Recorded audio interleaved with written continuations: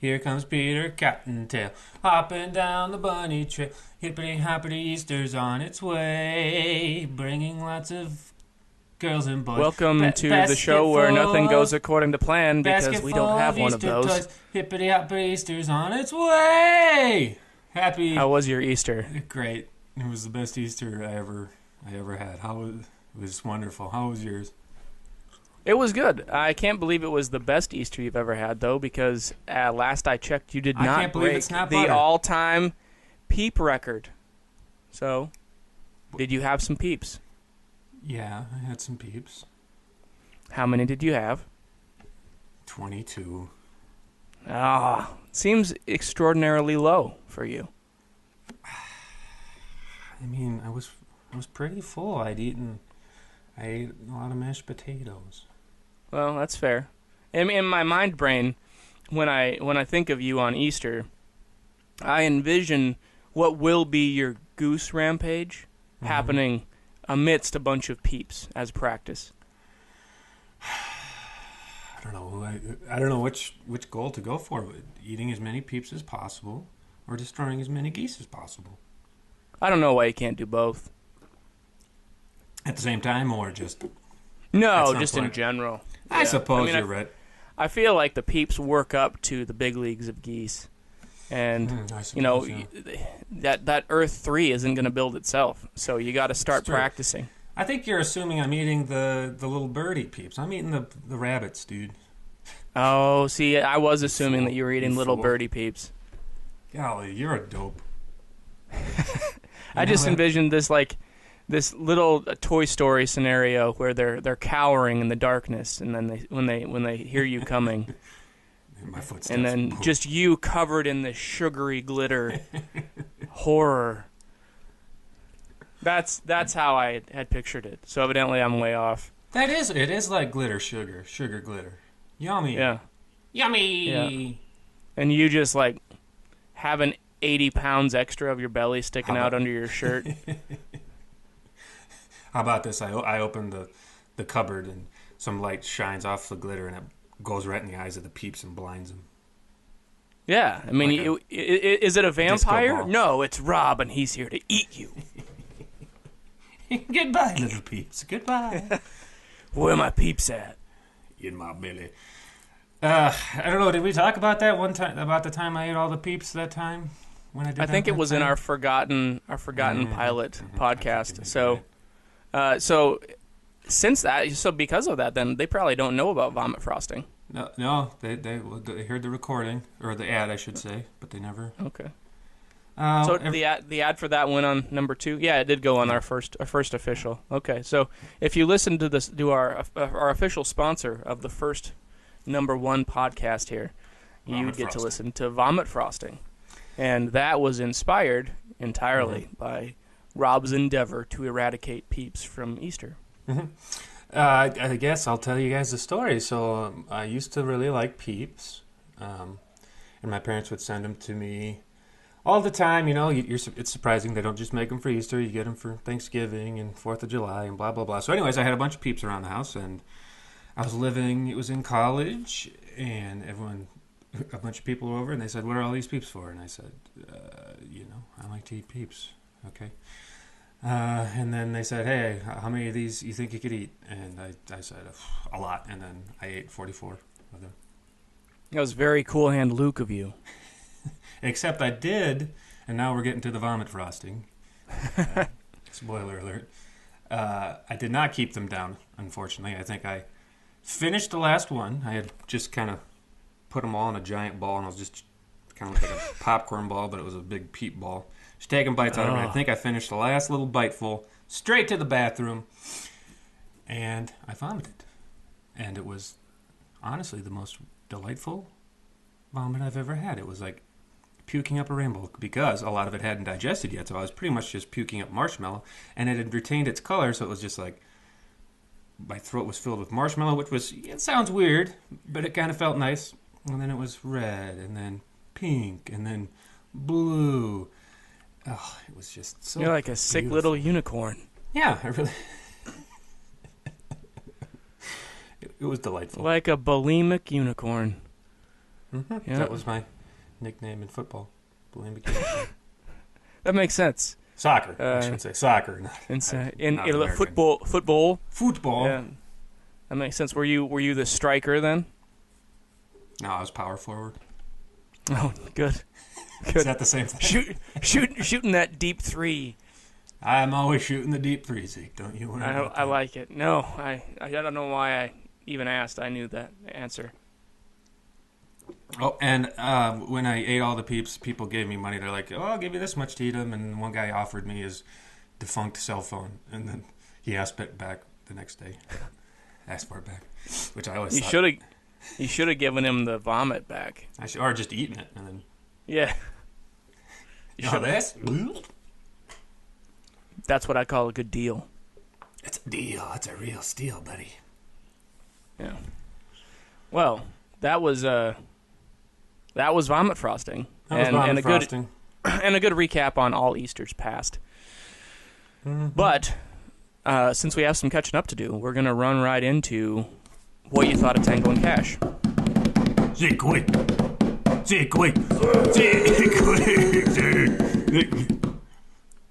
Yeah, I like it. Yeah? You don't seem so happy about that. You don't. Well, it's always interesting to see your reaction from that, because I always imagine you with, like, putting headphones on yourself to cancel the noise out. That's 2 weeks in a row I've liked it, but that makes it 5 weeks before that I did not like it. So, right. Anyways. Yeah, so last week... But who's keeping track? Apparently I am. Go ahead, fine. You go. You talk. Fine. You know what? I might. I'm just going to lean back and start yelling, and you go tell your story about Tango and Cash and how you thought it was the wrong movie, because I still went and watched Turner and Hooch. So last week I was supposed to watch Tango and Cash. But you didn't. No, I didn't. And I watched Turner and Hooch, which, in some ways, they're not so dissimilar. Buddy cop. That's true. They do have movies, Yeah, they're very. They'd fit in the same genre. You think they do? I think they do. I suppose you're right. Yeah. They do. One's drastically more action-packed, I'd say. Action-oriented, anyways. Yeah. Anyways, Tango and Cash. It was groovy. I dug it. To be honest, it kind of reminded. One of the. Oh, go ahead. It kind of reminded me of a Carpenter movie. That's what I was trying to say. To be honest. Which Carpenter movie? I'm pretty like sure Escape he did or Escape from New York. He did that, didn't he? Yeah, and then he did Big Trouble in Little China. Yeah, kind of. I guess maybe it's just like it's an 80s action movie, so it just had the same feel to it in my mind. It was interesting in going through some of the story behind that Tango and Cash. They had 4 directors on that film. It was a train wreck of production. But actually watching it again, I couldn't tell like they were having all that trouble behind the scenes, which I feel is a good tribute to the people that made it. For sure. Covering their butts, but people were getting fired, people were not getting along, and they still managed to make a pretty good film that holds up as far as the 80s are concerned. Yeah, it really does. I was pretty surprised that Sly and Kurt Russell had such a good rapport together. I was too, and actually, I don't know if they're going to keep making Expendables films, and I know that Kurt had said that he's more interested in being a part of the Fast and Furious franchise than the Expendables franchise. Really? But if they keep making Expendables, I would like to see he and Sly do another film together, because it's fun to see, like he and Schwarzenegger, and like I like seeing those heavy hitters together. And they had Mel in the last one, and Mel and Kurt had done Tequila Sunrise together, because I guess Kurt Russell was supposed to be, or he was offered Lethal Weapon before Mel was. So it's one of those, like, it's a fun, like the whole, like, it's a small group once you get within that caliber of people, and it's fun to see how many roles have almost, like, the vision you have of the film in your head have almost completely been going another direction. Yeah. So I thought that was cool. That is cool. You know, there was one point in Tango and Cash where I thought it was Christmas for some reason, but I think I was wrong, and I was hoping you would add it to your 12 days of... Oh, my 12 Days of Die Hard. Die Hard. But I think I was wrong. I don't know what it was that made me think it was Christmas. Huh, I'm going to have to go back and watch it. For one moment, I don't know if I heard maybe it was a song or what. But it's still a pretty good movie. I really, really enjoy that when I'm in the mood for a older, action, like a Lethal Weapon 1 or a Die Hard. Tango and Cash is always right there. And, Terry Hatcher is young in it. That's who it was. I was thinking, was that Lois Lane? Is it Lois Lane? It was Lois Lane. No, they really did a fun job of putting a group of people together. They had Stallone bad-mouthing Rambo. It was just kind of an interesting way to open up the film. It was. So, I liked it. And then go ahead. Well, go ahead. Go ahead. There was no less than 3 sets of boobies. Mm-hmm. And no less than 2 hunky buttocks. No less than 2, and no one officially dropped the soap, I guess. They joked about it though. They did. Yep. So it would have been interesting last week because of the little scenario where we were following obscure actors. I was interested to see where you would have taken it. I did not look at some of the character titles though. Yeah, so watching it, I don't know if I would have gone with The Thing. I really wanted us to get to The Thing, so I'm happy with The Thing. But I did notice a couple of them were Clint Howard. Ron Howard's brother was in this. Are you? Yeah, Slinky Head. This is my friend Slinky Head. Yeah. I probably would have linked to him. He's done some really... That would have been interesting. I know where I would have taken it from there. Yeah. I don't know, because I have one in mind where he plays a psychotic ice cream man, and he goes on a killing rampage. So I feel like we're going to have to keep that one in mind. That sounds interesting. Yeah. And he was in... Somebody else too. Oh, go ahead. No, I don't want to. He was in Ron's first directorial debut in a film called Grand Theft Auto, and Clint was in that. And I think, if I remember the backstory correctly, he made Ron pay him full scale for the film. And it just seemed funny to me that would happen. But he's like, no, I'd like to see him as a crazed ice cream man. That completely unrelated. The Iceman. Did you see that Iceman movie? No, I'm not familiar. Is that Ice? Is it Iceman from the X-Men? No, he's a contract killer in the 70s and 80s, based on a true story. Michael Shannon plays the Iceman, but Chris Evans plays a cohort in the film, and he drives an ice cream truck, and he is a mass murderer. So, just kind of segued there. Nice. But thought it was good. I thought it was pronounced Seg. Segway? It's not how it's spelled. S-E-A-G-U-E, right? Sweet. No, how do you... Anyways. I don't know. I don't know English. Round 2. Zeke, quick! Quick!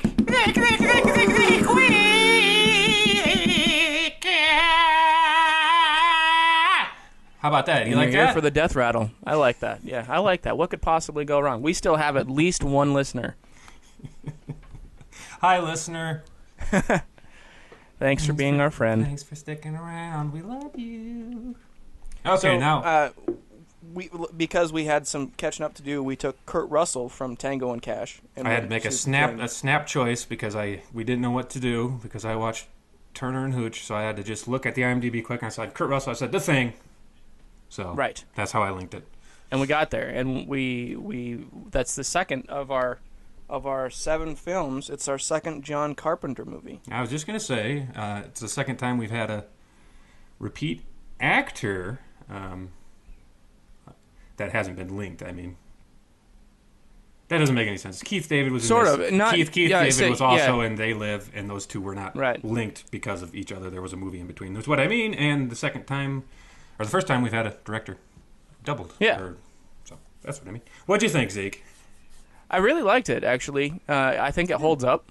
They did a killer job on the practical effects, and I thought it was really cool that Stan Winston was able to help, but didn't want to overshadow the young kid who was doing the actual creatures, and took just a special thanks in the credits, because the guy, I forget his name offhand, who was making the creatures was 22 at the time.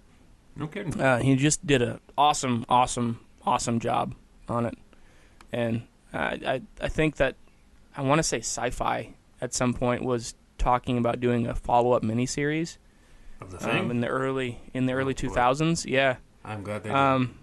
I'm glad that they didn't do a miniseries, but I wish I liked the ending. I really liked the ending, but I wish that there had been like a film like that, kind of like the Ghostbusters, and just not necessarily trilogy, just one more movie. I would have loved to have a 2-pack of that one.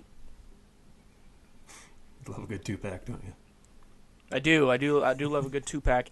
But I watched it as though I was watching a documentary, because now, if I can go to British Columbia or Antarctica and dig this thing up, literally dig this thing up, then Earth 2 is going to be significantly easier to create. Oh, because you'll have so many mimics that you can destroy. So I'll just have so many corpses. People will just be burning the shit out of everything that they know and love, and I'll just be going to collecting it, probably in an ice cream van. I'll be throwing them in the back, moving them on over to Earth 2. Me and Earth 3, we're gonna fly away behind the moon, and we're gonna hide there because you guys. You and your Sheldon egg. Evil. You don't want mimics. Jeez. What did he say? They take over the world in 27,000 hours. 27,000 hours. Yep, that's what showed up on the computer, and it just sent him into this death spiral.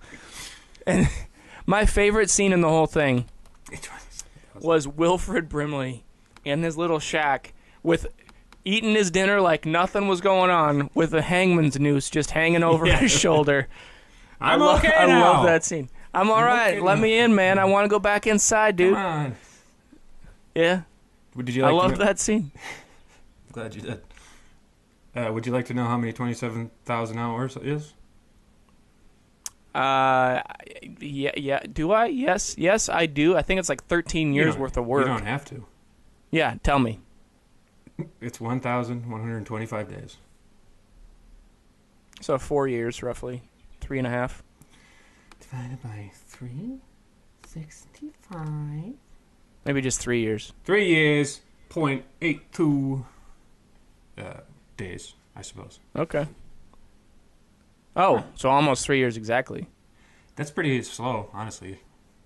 Yeah. So you'd think in that amount of time, they'd be able to come up with something. Yeah, I mean, they took over that, how many people was that? 12? He did that in 12 hours, Well, he didn't really take them over. He caused a panic, and he took over 4 or 5 of them. He didn't even get halfway through. I guess you're right.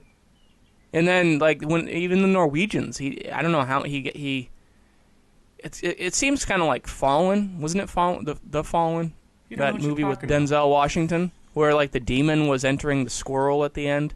So with the Norwegians, the Norwegian guy slid his wrists, so then the alien couldn't enter his body, and then he climbs into this husky instead, which seemed to be fairly healthy given the circumstances of its current camp.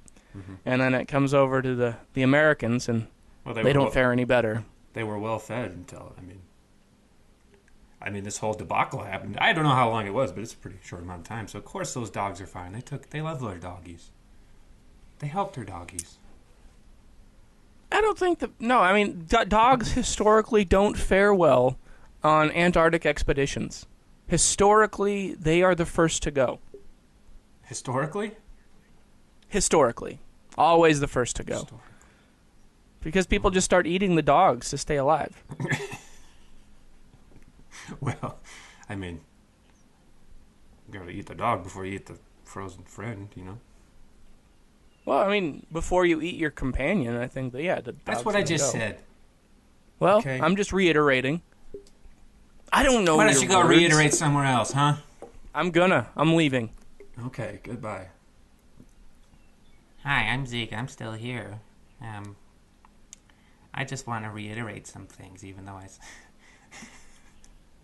that's terrible. Have you seen the... Are you still there? Did you really leave? I left. Okay. Stormed out. Who's this? Nobody. Nobody. Hi, nobody. How are you? I'm doing okay. You ever seen the thing? No. Oh, how about the prequel, sequel? What would you call the sequel? You know, I was wondering, do you call a prequel a sequel? Is it also just... If it's made later... No. So it's just called a prequel. Are you sure? So Prometheus is a good example, right? Yeah, right. Is it a prequel sequel? Is it just prequel? Is it a... Could you call it is just a prequel. It's a prequel. So I think in the terminology, a prequel, in order to be a prequel, it has to be made after the original. Set after, you mean? Set before, made after. Prequel. We're talking prequel. Prequel. And a sequel is just the follow-up. Okay, have you seen the prequel to The Thing, also called The Thing? No. They did pay homage to it, from what I understand, a couple times throughout it, because it was like 1951, right? Okay, so okay. So The Thing that you watched is the reboot. Yeah. And then there's also a prequel to the reboot, and that's what I'm referring to. I have not seen Oh, the no, 50s I did version. not see that. I did not see the sequel or the prequel then. I have not seen the original. Have you seen the original? No. In the commentary, they had a couple scenes that they said that they lifted directly from it, but Okay. I have not seen it, and I think it is 1951. But they referenced the story, and Carpenter had mentioned that he wanted to stick more to the original source material than the movie did. So his version is significantly different, from what I understand. So the original, the 51 version, kind of made its own way from the story, entitled Who Goes There? Whereas Yes. the 80... Is it 81? 79? It might be 79. Do you know? I wasn't paying attention. I believe. I never... So 82. I was watching the commentary. 82. It came out in 82, but they filmed it in 81 because Escape from New York, I think, had come out in 81, but they'd filmed it in 80. So literally, they had just moved sets. And Carpenter said that this was his first big-time production because Universal backed it, even though Universal doesn't have their official logo at the front. It's like one of 3 or 4 films that don't have the official introduction of Universal on the slate. But they still do have that Earth, because that's when the UFO comes in and crashes. So it was an interesting combination. Oh, yeah. But so tell me about this sequel that I'm not aware of. It's only a prequel, okay? Fine. Okay, it's called The Thing, and it was made in probably 2006, I'll say. And it happened before this thing, the one that the 82 version. Any returning characters? Yeah, the guy at the beginning of the 82 version, the Norwegian that's on the helicopter and comes running into camp. He's there. Oh, just that one guy. Pretty much, that's all I can remember. That's an interesting take on it. So it covers the Norwegian massacre. Yeah, Okay. yeah, it sure does. Oh, cool. Interesting. Yeah, it's okay. It's not great. It has Tormund Giantsbane, killer from Game of Thrones. And does Carpenter have anything to do with it? No, I don't. I mean, he was probably producer or something, but All right. Well, you have me convinced that I might watch it someday. okay. 2011. Samsonite, you were way off. I was indeed. Writers: Eric Heisner, John W. Campbell. No, I thought that was going to be Carpenter. Anyways, yeah, it's okay. It's not great. It does lead into the 82 version, which is kind of neat. And the base is... in the 82 version, when they go to the Norwegian base, you can tell that they actually modeled the set for the 2011 version off of that base. Which... Cool. You're cool. Nope. I'm just here talking into a microphone by myself. Hey, that's what I'm doing. So then that brings us to a brief hiatus where I can say, Kalima, choose your death. So I have 3 options for you. Okay. This week. I didn't know where we... Yeah. Okay, I'm ready. Because now that I have a second pass at Keith David. You sure do. I'm taking him. Okay. I'm taking him this time. So you have Clockers, Platoon, or The Quick and The Dead. Clockers, spittoon. Is that what you said, spittoon? Spittoon, yes, as in what you spit into before you go to the dentist. Sounds interesting.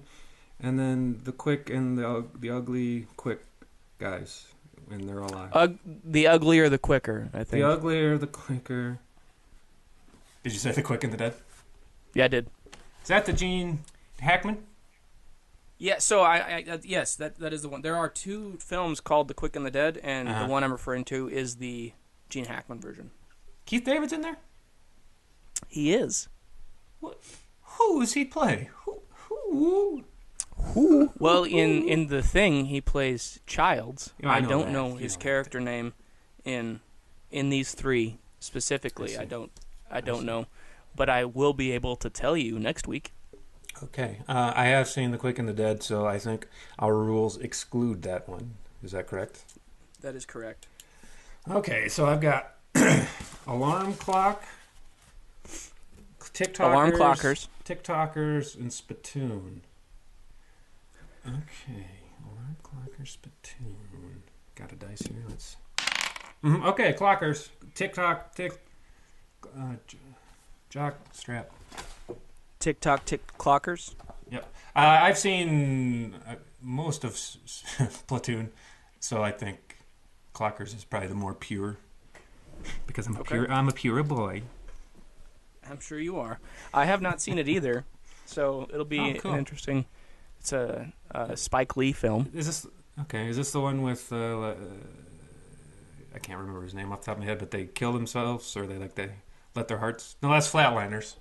What's Clockers? No, Clockers is... So the synopsis for it is... It seems like they're caught between other street thugs and the cops, like kind of in between 2 different devils. But I don't know that much about it, to be honest with you. So I'm in the same boat. Yeah, Spike Lee movies. That sounds about right.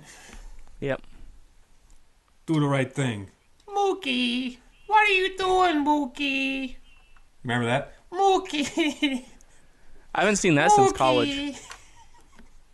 I remember. All I remember is window. her being so annoying. Mookie.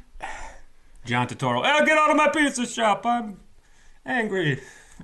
Doesn't his window get broken? Yeah, they rioted or something, didn't they? Yes, there was a riot in the street outside of his pizza shop. And then pizza there parlor?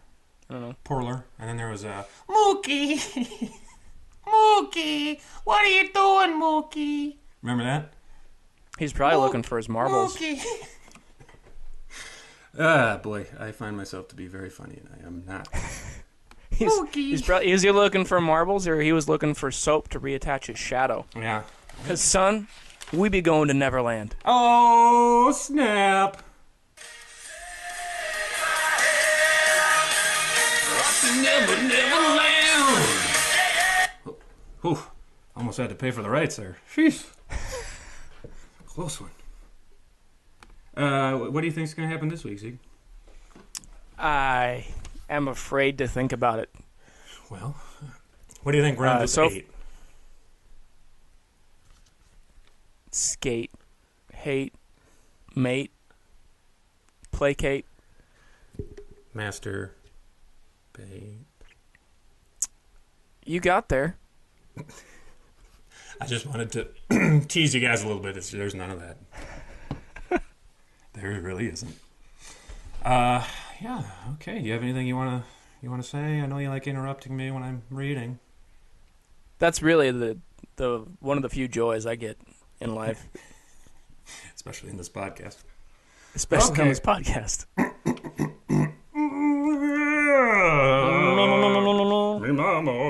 All right. Without further ado, unless you have another do you have another do? Adios. Chapter 8. Life is great, life is hate. An interlude. It had been 2 weeks since that fateful day in the bathroom. 2 wonderful, joyous weeks since that little shitheel skank known as Tink had bit the big one. Rufio later recounted these 2 weeks amongst the best, if not the best, of his life. The sky was bluer. The grass was greener. All that frosting he and the other Lost Boy Scouts imagined they ate every night tasted sweeter. Heck, he even managed to sell enough popcorn to pirates to be within a fairy's fart distance to getting that gold-lined drawstring marble bag he was pining over. Life was good.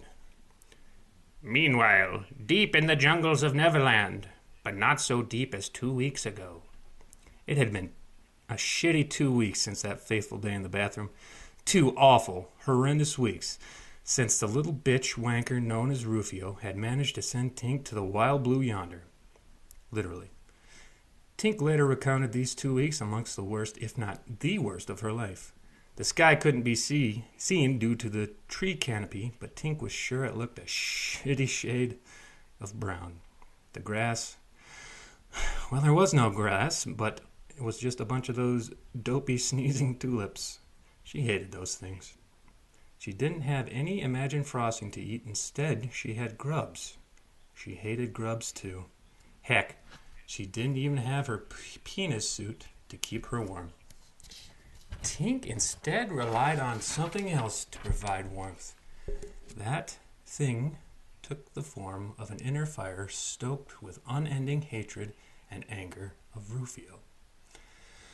The only thing that would diminish this fire would be revenge. It was her only purpose in life. It was why she was returned to the earthen realm, or Neverlandian realm, anyways. Every night, as she shivered in her leaf blanket and bit into a quiet down over there. Every night, as she shivered in her leaf blanket and bit into a grub dinner, she imagined it was Rufio she was biting in half. Someday, she would bite that giant bitch, even if it wasn't in half. She swore she swore she'd bite him. Maybe she'd infect herself with rabies first. That would show him good. Rufio and Tink went to bed that evening as the sun set. One on a pile of feathers, one miles and miles away on the cold, hard Neverlandian earth. One's heart was full of satisfaction and joy, the other full of grub fat, cholesterol, and hate. As the stars came out, Rufio breathed in a deep breath of the cool, refreshing air and fell into a deep, contented sleep. As those same stars came out, Tink breathed in a smelly quaff of rotten swamp jungle gas. She coughed violently and fell into a restless, unfit sleep. Cursing Rufio as she did so, the theme song to Game of Thrones played in her head. Soon, very soon, she would have her revenge. And she was going to serve that dish hot as fuck. To hell with a cold dish of revenge. Rufio was going to burn. And that's the end of that chapter there. Seems like Tink bites the big one a lot. For her to have the worst 2 weeks of her life, man, she has seen some shit. She literally. Like, she has been up life's asshole. And a pirate's asshole. Right? Yep. She's just had a rough go of it. Well, I mean, she kind of deserves it. I think karma kind of got her, you know? Sure. I have another question about her size. Yeah, hit me. Compared to a grub. Yeah, it's grubs are 2 times bigger than her. 2 times bigger. So, yeah. is she out there with a little dagger? How does she wrangle these she's grubs? She's got that little sword she's always drawing. Yeah. Okay. She's got that little sword. So these grubs are defenseless. Yeah, they're grubs. All right. All right. I can dig it. Oh, she could have crawled in, like, sliced one open, and then she could have said, and I thought they smelled bad on the outside. And then she could, shucks. I blew it, huh? No, it's all right. I'm sure you'll have other opportunities for her to crawl inside shit. She likes to do that. She does. She's a little grub worm. What do you call them? What are those worms that crawl inside your torso? Tapeworm? No, ringworm. You got to pull them out with bacon. Pull them out with bacon.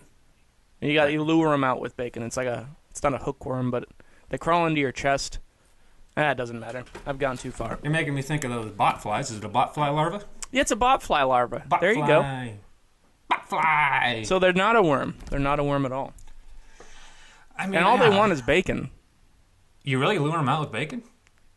You can. I think if you have them in your chest, then you lay bacon over the top of it, and that brings them They crawl into the bacon instead, and then they hook into that, and then you pull them out of your chest. Oh, God, I mean that's yeah. So like they think your body is bacon, huh? Yeah, I mean they burrow in meat, like meat tissue, like muscle tissue. So yeah, they can be lured back out with other bacon. meat, I guess. Bacon.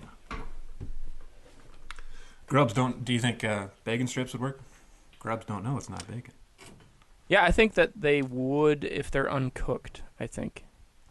Can you get uncooked bacon strips? Well, yeah, you can. You can buy them raw. Was that like in the deli section? Yeah. Huh, like you only get pre-cooked bacon? Bacon strips. It's something. You don't even know what I'm talking about. I have no idea what you're talking about. Bacon strips. It's a dog treat, you dingus. Oh, see, I have no idea. You don't remember that? Bacon. I smell bacon. There's only one thing that smells like bacon, and that's bacon. All right, that makes sense. All right, so do you eat these bacon strips then when you give one to your dog Wolfie? When you're on a stakeout? When we're on a stakeout, yep. We get the bacon strip takeout when we're on a stakeout. They should call it a bacon out. Bacon out. I usually say, tastes like health food after I take a bite. Mm-hmm. Tastes like human food. And then do the monkey thing. My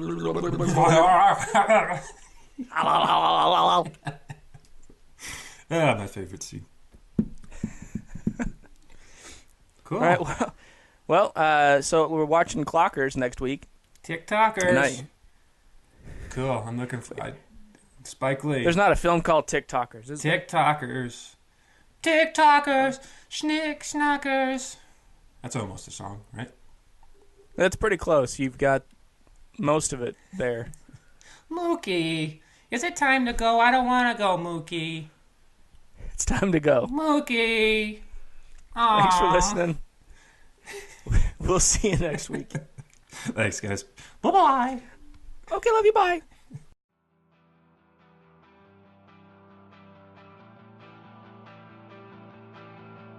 The portions of today's broadcast that you actually enjoyed are brought to you in whole by...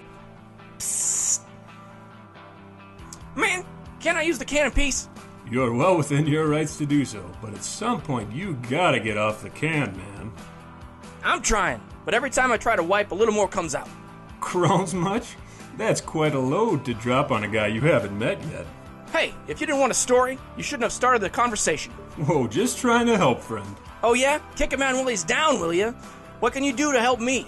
I've got some pills that'll sort out your entire problem.